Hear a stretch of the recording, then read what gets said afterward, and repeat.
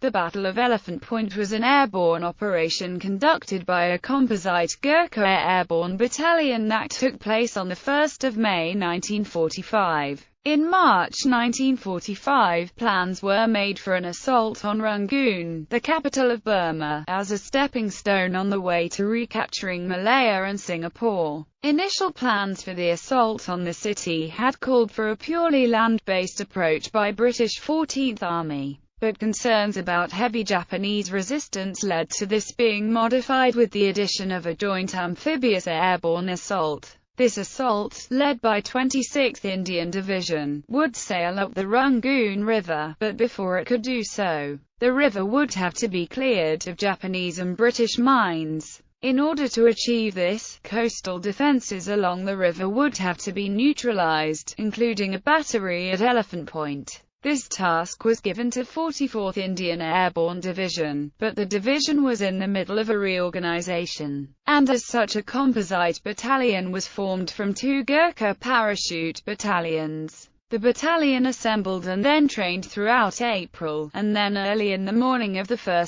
May was dropped near Elephant Point. As it advanced towards the battery, one of the battalion's companies was attacked by American bombers, causing a number of casualties. Despite this, and torrential rain, the battalion successfully assaulted Elephant Point and neutralized the battery there after a fierce firefight. It remained around Elephant Point until the 2nd of May, when 26th Indian Division conducted its amphibious assault and secured Rangoon. Background: on the 22nd of March, as the joint battles of Mikatila and Mandalay were drawing to a close, a conference was held at Moniwa in Burma. It ended by senior Allied military figures including Admiral Lord Mountbatten, the Commander-in-Chief of the Allied Southeast Asia Command, and General William Slim, Commander of 14th Army. The object of the conference was to discuss future Allied strategy in Southeast Asia in the aftermath of Mikatila and Mandalay, including the reconquest of Burma and the retaking of Malaya and then Singapore. In order to secure these objectives, however, Rangoon, the capital of Burma, would have to be captured before the onset of the monsoon rains, which would impede any Allied advance overland. The Allied Chiefs of Staff worked on the assumption that this would occur before June. After Rangoon had fallen, a force of between 4 and 5 divisions would be landed in western Malaya in an operation code-named Zipper, which would itself be followed by Mail Fist, the capture of Singapore. To accommodate all of these goals, Mountbatten insisted that Rangoon be taken by May. Slim had initially planned to take the city in a pincer movement, with 33rd Corps advancing towards the city down the east bank of the Irrawaddy River via Halegu, and 4th Corps taking a shorter route along the Sitang River valley to the east. Slim believed that the Japanese had insufficient forces to block both thrusts, and one of the corps would therefore be able to capture Rangoon. However, Mountbatten was unsure that a purely overland advance would be successful, and that a joint airborne amphibious assault would therefore be the better option. Slim and others, such as Slim's superior, General Oliver Leese, initially opposed such an operation, fearing that it would divert vital resources from 14th Army. By the time of the meeting at Moniwa, however, Slim had come around to Mountbatten's way of thinking, fearing that a purely overland advance would meet fierce Japanese resistance, as it had at Mikatila, and be delayed at the end of an overextended supply line. As such, a combined airborne and amphibious assault would be ideal as 14th Army neared Rangoon. Slim arguing that it would be a hammering at the back door while I burst in at the front. On the 2nd of April, orders were issued for the operation to go ahead, with the proviso that Rangoon be in Allied hands by the 5th of May at the latest. Planning the joint operation was christened Dracula, and its schedule was decided by the Royal Navy, under the command of Admiral Arthur Power, who was responsible for the amphibious portion of the assault on Rangoon. Several problems had to be overcome during the planning for the operation. To ensure that the amphibious elements would remain unmolested, 21 Carrier Squadron, commanded by Commodore G.N. Oliver, was attached to provide fight cover for the landings. The squadron consisted of 4 escort carriers, 2 cruisers and 4 destroyers. Operating further out would be 3rd Battle Squadron, commanded by Vice Admiral Walker, which was formed of 2 battleships, HMS Queen Elizabeth and the Free French battleship Richelieu, as well another 2 escort carriers, 4 cruisers and 6 destroyers.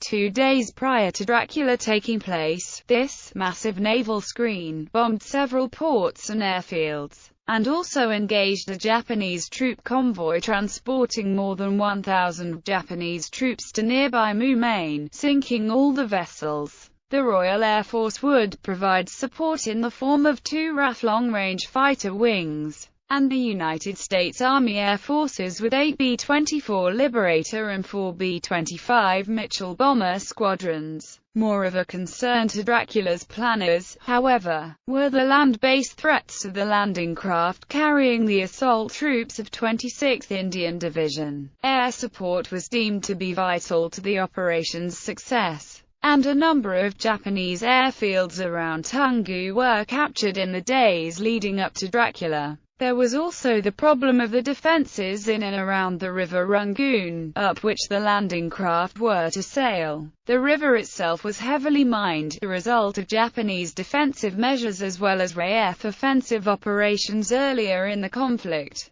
and it would have to be swept and cleared of mines before any amphibious assault could take place. Before this could occur, however, the coastal defences along the banks of the river would have to be neutralised. A particular worry was the presence of an artillery battery at Elephant Point on the west bank of the river. The geography of the area ensured that the battery could not be destroyed through artillery bombardment or airstrikes, and weather conditions precluded an early amphibious assault. As such, it was decided that a day before Dracula began on the 2nd of May, a parachute battalion would be dropped near Elephant Point with the task of assaulting and destroying the battery. The task was given to 44th Indian Airborne Division, but this presented several problems. The division was in the middle of a reorganization, and many of its officers were on leave, as were 2 Gurkha airborne battalions. The 3rd Gurkha Parachute Battalion was about to transfer to 77th Indian Parachute Brigade. With no one unit available, a composite force was put together for the operation. The headquarters company was formed of men from 2nd and 3rd Gurkha Parachute Battalions, and each battalion provided a further 2 companies, A and B from 2nd Gurkha Parachute Battalion and C and D from 3rd Gurkha Parachute Battalion. A mortar platoon and machine gun platoon augmented the ad hoc formation. The battalion was formed in early April, and came under the command of Major Jack Newland. After its initial formation it transferred to Chakalila, where its strength was augmented by Field Ambulance and Indian Engineers sections, and it undertook training for the operation. When this was completed, it was transported to Midnapore, where for 10 days it assembled its equipment and conducted a rehearsal exercise. Finally, on the 29th of April it was flown to Akib on the Burmese coast, approximately 200 miles north of Rangoon, and was soon joined by a 200-strong reserve force formed of men from both Gurkha battalions and the 152nd Indian Parachute Battalion. The battalion would be transported in 40 C-47 Skytrain transport aircraft belonging to 1st and 2nd United States Air Commando Group. Battle. At 2:30 on the 1st of May, a C-47 of 317 Tactical Control Squadron USAAF departed for Rangoon carrying a 20-man Pathfinder team, followed by a CCG plane carrying a pair of VCP to mark and defend the landing zone at Tafai. The rest of the composite battalion boarded 38 Dakotas and took off 30 minutes later, and at 5:45 jumped over the drop zone. There were only a few casualties, one being a medical officer attached to the battalion. It encountered no Japanese opposition, and after it had rallied, advanced towards Elephant Point and the artillery battery. It halted 3,000 yards in front of the battery to allow B-24 liberators from the USAAF to carry out a preliminary bombing attack on the battery. Unfortunately, despite officers and other ranks wearing yellow recognition panels and carrying orange umbrellas to identify themselves, C Company was bombed and strafed by the bombers, causing a number of casualties. As a result, a forward air controller attached to the battalion ordered a halt to all further bombing runs on the battery. After moving through torrential rain, the battalion reached Elephant Point at 1600, and close quarters fighting then took place, with flamethrowers being used against several Japanese bunkers guarding the battery. About 40 Japanese soldiers and gunners were killed during the assault, and the battalion also sustained several casualties. After the battery had been secured, the battalion dug in around Elephant Point and awaited the arrival of the relief force, which landed at Tongung at 15:30, with a supply drop following it several minutes later. As it neared the position of the battalion, the surgical team accompanying the relief force was accidentally fired upon by the Gurkhas, causing 4 members of the team to be wounded.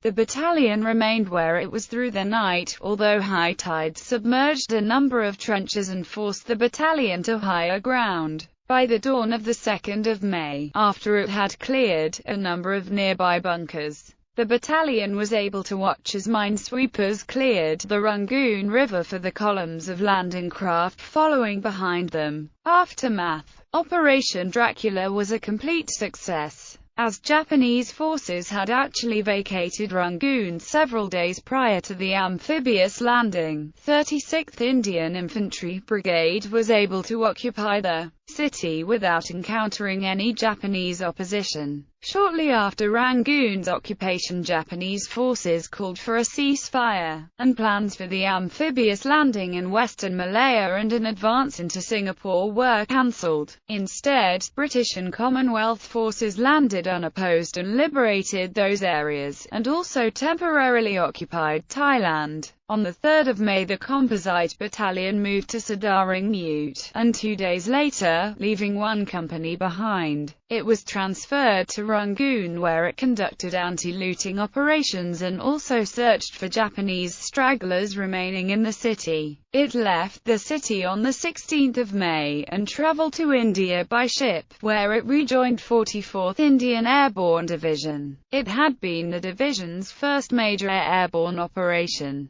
The 2nd Air Commando Group's C-47S, which had transported the parachute battalion, returned to Kalakandar and then moved to Camilla. The 317th Tactical Control Squadron spent the next 2 weeks supplying 15th Corps, who were engaged with Japanese forces northeast of Rangoon, and returned to Kalakandar on the 19th of May. The group's fighter squadrons provided air cover for Rangoon until the 9th of May, when they too returned to home station. Bibliography. Allen, Lewis. Burma. The Longest War 1941–45. Book Club Associates. Hartley Road, Peter. Wings of War. Airborne Warfare 1918–1945. Weidenfeld and Nicholson. ISBN 0-304-36730-3. Latimer, John. Burma. The Forgotten War. John Murray. ISBN 0-7195-6575-8. Tugwell, Morris. Airborne to Battle, A History of Airborne Warfare 1918–1971. William Kimber & Co. Limited. ISBN 0-7183-0262-1.